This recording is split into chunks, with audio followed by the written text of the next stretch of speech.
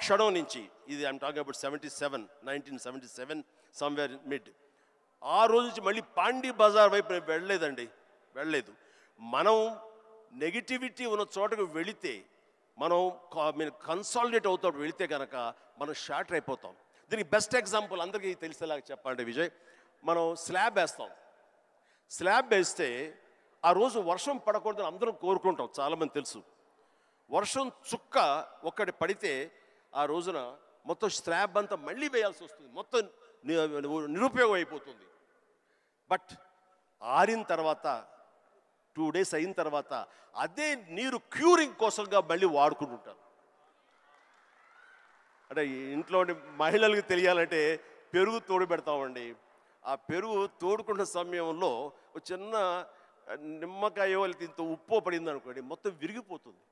అదే తోడుకున్న తర్వాత అదే ఉప్పు అదే నిమ్మకాయ పిండుకుంటే ఆ రుచే వేరు.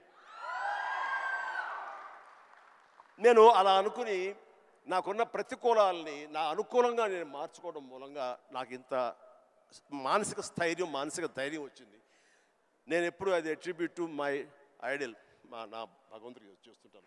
ఈ రోజు చాలామంది అనొచ్చు, లేకపోతే నేను నమ్ముతాను దాన్ని, దేవుడు అనేవాడు లేడు, దేవుడు అనేవాడు nothing but inner consciousness. But అది చిన్నపిల్లలకి చెప్పకూడదు, చిన్నపిల్లలకి చెప్తే కన్ఫ్యూజ్ అయిపోతారు. సో భగవంతుడు ఉన్నాడనే నమ్మండి, భగవంతుడి ఇంటరాక్ట్ అవ్వండి. ఇవన్నీ కూడా లేటెస్ట్ స్టేజ్లో ఇవి నాతో నేను సంభాషించుకోవడానికి తర్వాత తెలుస్తుంది. బట్ ఎస్, దట్ హౌ నన్ను నేను మలుచుకుంటూ ఈ స్టేజ్కి వచ్చాను. ఇప్పుడు ఒక చిన్న కాంప్లికేషన్ సార్, మా జనరేషన్ ఇప్పుడు కొత్తగా మీకు కూడా మనందరికీ ఒక చిన్న కాంప్లికేషన్ ఏంటంటే, అప్పుడు వీళ్ళు ఫ్రస్ట్రేటెడ్ వాళ్ళు పాండీ బజార్లో కూర్చున్నారు, అక్కడ వెళ్ళొద్దు, నెగిటివిటీ నుంచి దూరంగా ఉండాలి, మనం ఎందుకు అక్కడ వెళ్ళాలని దూరంగా ఉండి మీ పని మీద మీరు ఫోకస్ చేశారు. ఇప్పుడు ఇంటర్నెట్ వచ్చేసరికి మనం ఎక్కడ పోవక్కర్లే, మనం పాండీ బజార్ వెళ్ళకపోయినా వాళ్ళు ప్రతి దగ్గర చుట్టుపక్కల అందరికీ ఉంటారు, వాళ్ళ వీడియో వాళ్ళు చేసుకుంటే కింద ఎవడో వచ్చి వేస్తూనే ఉంటారు. ఇప్పుడు దీన్ని ఈ జనరేషన్ ఎట్లా డీల్ చేయాలి? ఇప్పుడు కొత్త రకాల ప్రాబ్లం వస్తున్నాయి ప్రతి ఇయర్. సో దీన్ని మాలాంటి వాళ్ళు, ఈ జనరేషన్ వాళ్ళు ఎలా డీల్ చేయాలో ఎనీ ఇన్పుట్స్? ఆ రోజుల్లో మాకు ఇలాంటి సోషల్ మీడియా ఇది లేక ఏదైనా సరే అంతర్మదనంలోంచి పుట్టుకొచ్చేటువంటి ఆ రిజల్ట్, ఆ నవనీతం అంటామో ఏమంటామో క్రీమ్ అంటామో, అదే మమ్మల్ని ముందు నడిపిస్తుంది. కానీ ఈ రోజున ఎవరికి ఏ డౌట్ వచ్చినా అబండెంట్ ఇన్ఫర్మేషన్ ఈరోజు మన చేతిలో దొరుకుతుంది.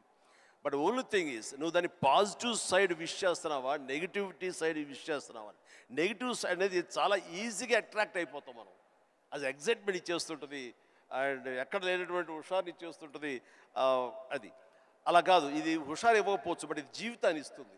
రెండిట్లో ఏది కావాలి నువ్వు కోరుకుంటే రెండింటికి సంబంధించిన ఇన్ఫర్మేషన్ ఫుల్లెస్ట్గా నీ చేతిలో ఉంటుంది. ఎప్పుడు ఏ డౌట్ వచ్చా సరే ఇంకో గురువుని ఎవరు అడగక్కర్లేదు, జస్ట్ నీ ఫింగర్ టిప్స్లో నీకు ఉంటుంది.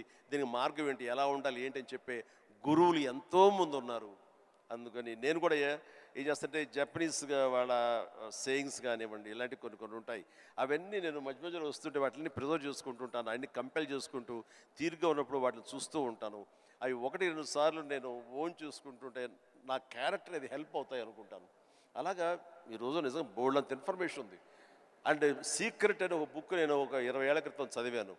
అది నా ఎంత ఇన్ఫ్లుయెన్స్ చేసింది, ఎంత ఉపయోగపడింది నాకంటే అంత ఇంత కాదు. అట్లాగే డే టు డే లైఫ్లో నేను ఎలా ఉండాలి అంటలో డోంట్ స్వెట్ స్మాల్ స్టఫ్ అనే ఒక బుక్ ఒకటి ఉంది. నేను పెద్ద రీడర్ ఏం కాను, బట్ ఎవరైనా సజెస్ట్ చేస్తున్నావు అంటే ఈ బుక్ చదువుతుంటే ర్యాండమ్గా పేజీ తీస్తే ఒక ఇన్ఫర్మేషన్ ఉంటుంది, అందులో ఎలా నడుచుకోవాలనే దాని మీద ఉంటుంది. మన పని వాళ్ళ మీద మనకు చాలా కోపం వచ్చేస్తుంది, మన వర్కర్స్ మీద. మరి చెప్తే అర్థం చేసుకోరా ఫూల్ అని వాడు చెబితే వెంటనే అర్థమైతే వాడు మరొక మెగాస్టార్ అవుతాడు. వాడు ఆ పరిస్థితి ఎందుకు ఉంటాడు, తన స్థాయి తన ఐక్యూ అలాగే ఉంటుంది కాబట్టి వాడికి నువ్వు అడ్జస్ట్ అవ్వాలి. So better try to live with the imperfection అన్నాడు. అది నీకు హాయిని చేకూరుస్తుంది. వాడికి ఇంపర్ఫెక్షనే కాబట్టి ఓపిక ఇంకోసారి చెప్పుకో, అర్థమయ్యేలాగా ఇంకోసారి చెప్పుకో. అంతేగాని అది మన మనసులో అనుకున్నామో లేదో, మన నోటు దాటిందో లేదో బ్రహ్మాండంగా అర్థం చేసుకోవడానికి వాడేమి నీ లెవెల్ ఆఫ్ ఐక్యూ కాదు కాబట్టి నీ దగ్గర పనిచేస్తున్నాడు. సో అట్లాగా ప్రతి నా రొటీన్ లైఫ్లో నన్ను నేను చక్కగా నా జీవితం తీర్చిదిద్దుకోవడానికి ఈరోజు మీరన్న ఈ ఇన్ఫర్మేషన్ సోషల్ మీడియా నాకు ఉపయోగపడుతుంది. అండ్ మీరు మీరు మెగాస్టార్ అవ్వకముందు మీరు కూడా ఒక మిడిల్ క్లాస్ ఫ్యామిలీ నుంచి వచ్చారు.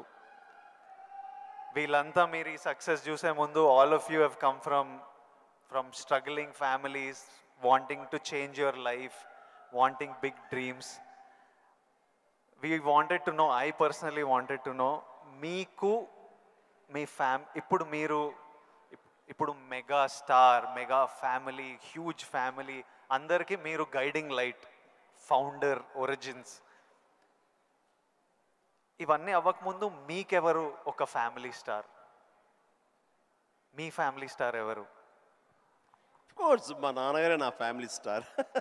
నాన్నగారు ఎవరికైనా సరే ఆయన ఫ్యామిలీని ఎలా చూసుకుంటారు అనేది నేను ఆయన దగ్గర నుంచి నేర్చుకున్నాను. నాకు మా ఫ్యామిలీ హీరో అయినా, నా ఫ్యామిలీ స్టార్ అయినా మా నాన్నగారే.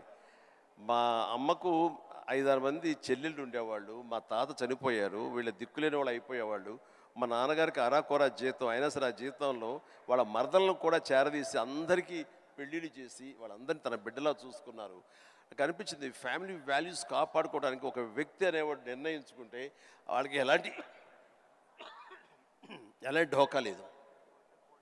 అందుకనే నేను కూడా ఫ్యామిలీస్కి ఎంత విలువిస్తాను అనేది నేను సురేఖ కలిపి, ఫ్యామిలీ ఎంత ఎదిగినా ఎవరి ఫీల్డ్లో వాళ్ళ ఎంత హైట్స్కి వెళ్ళినా ఒక్కొక్క అకేషన్లో మనందరం కలిసిగా మనం ఉండాలి. ఆ 3-4 డేస్ మనం కలిసి ఉండటం మూలంగా మళ్ళీ ఉండే ఇన్హిబిషన్స్, భేషజాలు, చిన్న అరాకొర ఉండేటువంటి మిస్అండర్స్టాండింగ్స్ ఇవన్నీ కూడా సమసిపోయి మనం ఎంతో మళ్ళీ మన బాండింగ్ చాలా స్ట్రాంగ్గా ఉంటుంది. సో ఇదే విధంగా మనం వెళ్ళొచ్చు అంటాను.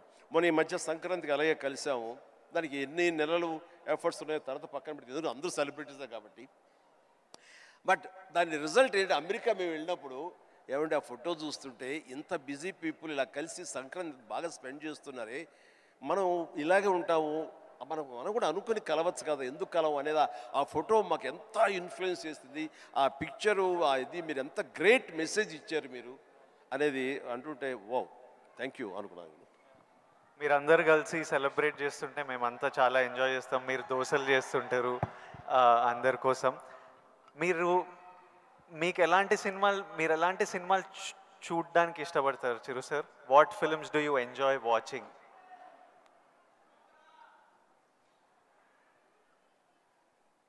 చెప్తే నవ్వుతారు వాళ్ళు, తెలియాలి మా అందరి క్యూరియాసిటీ. ఎందుకంటే మా ఇంట్లో నవ్వుతారు. అది మిక్కీ మౌస్, లార్ల్ అండ్ హార్డీ, ఇలాంటి సినిమాలన్నీ చూస్తుంటాను. అండ్ ఇది మన ఇలాంటి సినిమాలన్నీ కామెడీ సినిమాలు చూస్తుంటాను. సినిమాలుగా చూడాల్సి జాకీ చాన్ సినిమాలు చూస్తుంటాను, ఆ యాక్షన్ హై ప్యాక్ట్. ఇంకొంచెం బెటర్ సినిమాలు అంటే ఇప్పుడు టాప్ గన్ అని మొన్న వచ్చింది కదా, టామ్ క్రూజ్, ఇలా చూస్తుంటాను. ఏమంటే ఆ లవ్ స్టోరీ ఉన్న చూసారా మీరు, ఎంత బాగుంది టైటానిక్ షిప్, మీరు చూడాలంటే వావ్ గ్రేట్ మూవీ ఎస్ అన్నాను. కానీ నేను దాన్ని చూడలేకపోయాను. అంటే ఏదో విషాదం, బాధ అది అన్ని. అందుకనే నేను సినిమాలకు సంబంధించి మాత్రం లైట్ హార్టెడ్ ఫిలిమ్స్ చూస్తాను. అందుకని నాకు మా గ్రాండ్ డాటర్స్ మాత్రం మంచి మ్యాచ్ అవుతుంటుంది. అందుకని వాళ్ళు ఎంతసేపటికి కోకో మిలన్ ఇలాంటివి కొన్ని చూస్తుంటారు, నేను కూడా వాళ్ళతో కూర్చొని చూస్తూ ఉంటాను. వాళ్ళు వెళ్ళిపోతారు కానీ ఇంకా అలా చూస్తూనే ఉంటాను. ఏమండి ఆపేయండి వెళ్ళిపోయాడు, అవునా కదా బాగానే ఉందని. అంటే ఆ మిక్కీ మౌస్ వాటిలో ఉండే టైమింగ్ అని అది కానీ ఆ క్రియేటివిటీ చాలా ఇంట్రెస్టింగ్ ఉంటుంది, అలా చూస్తూ ఉంటాం. అందుకనే నవ్వుకుంటారు ఎవరైనా సరే. And one last question sir, మన లైఫ్, ఐ నో పర్సనలీ నా లైఫ్ చాలా మారిపోయింది లాస్ట్ 10 yearsలో. మీ లైఫ్ ఎంతో మారిపోయి ఉంటుంది ఫ్రమ్ మీరు స్టార్ట్ అయినప్పటి నుంచి ఈ రోజుకి. కానీ నాకు ఇంకా నా హెడ్లో ఇంకా ఆ పిల్లోడిని, ఎందుకంటే నేను 25 years వరకు ఒక లైఫ్ చూశాను, ఇప్పుడు 34.